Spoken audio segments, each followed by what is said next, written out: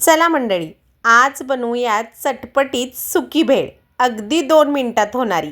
त्यासाठी 3 लोकांना पुरेल इतके चिरमुरे घेतले, त्यावरती घातला कुरकुरीत असा फरसाण, वरून घातले कांदा, टोमॅटो, काकडी, हिरवी मिरची आणि भरपूर अशी कोथिंबीर। इथे मी काकडी, कांदा, टोमॅटो घातलेला आहे। यातलं तुम्हाला जर काही आवडत नसेल तर स्किप केलं तरीही चालेल, परंतु काकडी आवर्जून घाला, उन्हाळा आहे, खायला भन्नाट लागते।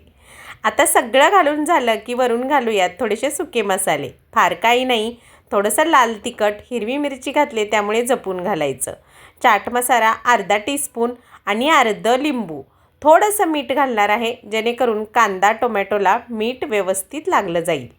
चिरमुऱ्यात तर मीठ असतंच। आता चला सगळं असं मस्त मिक्स करून घेऊयात।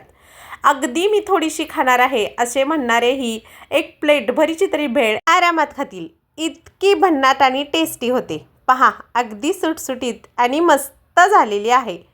तर या रेसिपीचा लॉंग व्हिडिओही चॅनलवरती उपलब्ध आहे, तिथून तुम्ही सविस्तर रेसिपी पाहू शकता, लिंक या व्हिडिओ खाली दिलेली आहे। कशी वाटली रेसिपी? आवडली असेल तर लाईक शेअर सबस्क्राईब जरूर करा। Bye bye.